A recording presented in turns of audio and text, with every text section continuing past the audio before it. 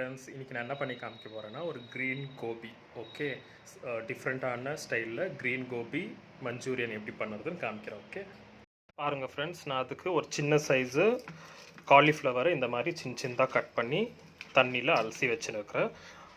இதுக்கு ஃப்ரெண்ட்ஸ் இப்போ நான் இந்த காலிஃப்ளவரை ஆஃப் பாயில் பண்ணி வச்சுருக்கிறேன். இதுக்கு நான் இதில் புதினா, கொத்தமல்லி, பச்சை மிளகா, கருவேப்பிலை, அப்புறம் ஒரு ஸ்பூன் இஞ்சி பூண்டு பேஸ்ட், இதை 5. ஓகே ஃப்ரெண்ட்ஸ், இப்போது இது கூட நம்ம என்னென்ன ஆட் பண்ணணும்னா, இதில் நான் அரிசி மாவு 2 ஸ்பூனு, கார்ன்ஃப்ளவர் 2 ஸ்பூனு, கடல மாவு 1 ஸ்பூனு, அப்புறம் தேவையான அளவு உப்பு போட்டுனுக்கிறேன்.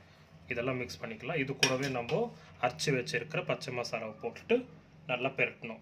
பெரட்டிட்டு எப்படி இருக்குன்னு காமிக்கிறேன். பாருங்கள் ஃப்ரெண்ட்ஸ், இந்த மாதிரி மிக்ஸ் பண்ணி வச்சுன்னு இருக்கிறேன் நான். ஓகேவா, பாருங்கள் இவ்வளோ கரெக்டாக வந்திருக்கு. இப்போ இது ஆல்ரெடி நான் பேன் வச்சுட்டு ஆயில் போட்டு இது சூடாகிடுச்சு. இப்போ போட்டு கொஞ்சம் கொஞ்சமாக போட்டு ஃப்ரை பண்ணி எடுத்து வச்சுக்கலாம். ஃப்ரெண்ட்ஸ், போட்டு ஒரு 5 மினிட்ஸ் ஆகிடுச்சு. ஸ்லோ ஃப்ளேமில் தான் நான் ஃப்ரை பண்ணிக்கிறேன். போட்டு வந்து எடுக்கக்கூடாது. பாருங்கள், சொட்டு மசாலா பிரிஞ்சு வரும். இப்போ நான் எல்லாம் ரோஸ்ட் பண்ணி எவ்வளோ கலர்ஃபுல்லாக பாருங்கள். நேச்சுரலாக நம்ம வீட்லேயும் எந்த கலரும் சேர்க்காமல் இவ்வளோ அழகாக வந்திருக்கு இல்லையா. இப்போ நெக்ஸ்ட் என்ன பண்ணணும்னா, இதுக்கு நம்ம ஆல்ரெடி பேனை வச்சுட்டு ஆயில் ஹீட் பண்ணிட்டுருக்கிறேன். இதில் நம்ம ஜிஞ்சர் கார்லிக்கு மெலிசா பொடியாக நச்சு ஆட் பண்ணிக்கலாம்.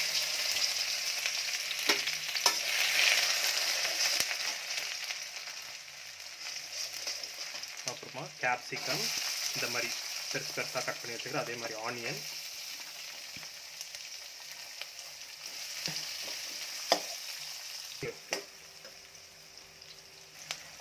ஓகே ஃப்ரெண்ட்ஸ், இப்போ இது கூட நம்ம 1 spoon soya sauce, 2 spoon tomato ketchup, அப்புறம் 1 spoon chilli powder, 1 spoon garam masala போட்டுட்டு மிக்ஸ் பண்ணிடலாம்.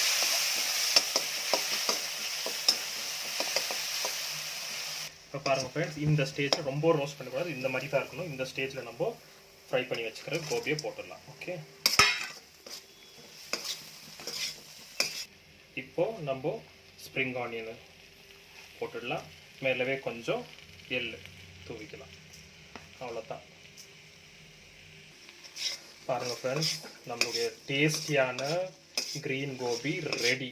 எவ்வளோ கலர் பாருங்கள் ஃப்ரெண்ட்ஸ், நம்மளுடைய ஃபைனலாக நம்மளுடைய க்ரீன் கோபி ரெடி ஆச்சு. எவ்வளோ கலர்ஃபுல்லாக. இதெல்லாம் நேச்சுரல் கலர். ஓகே, வீட்லேயே நம்ம பண்ணிக்கிறதுக்கு டேஸ்ட் பண்ணலாம் எப்படி இருக்கணும். ஓகே,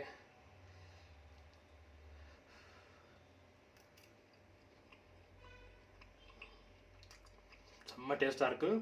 இதே மாதிரி நீங்களும் பண்ணி பார்த்துட்டு எப்படி வந்துச்சுன்னு கமெண்ட் பண்ணுங்கள், ஷேர் பண்ணுங்கள், மறக்காமல் லைக் பண்ணிவிட்டு என்னோடய சேனலை சப்ஸ்கிரைப் பண்ணுங்கள். Okay, thank you so much. பாய்.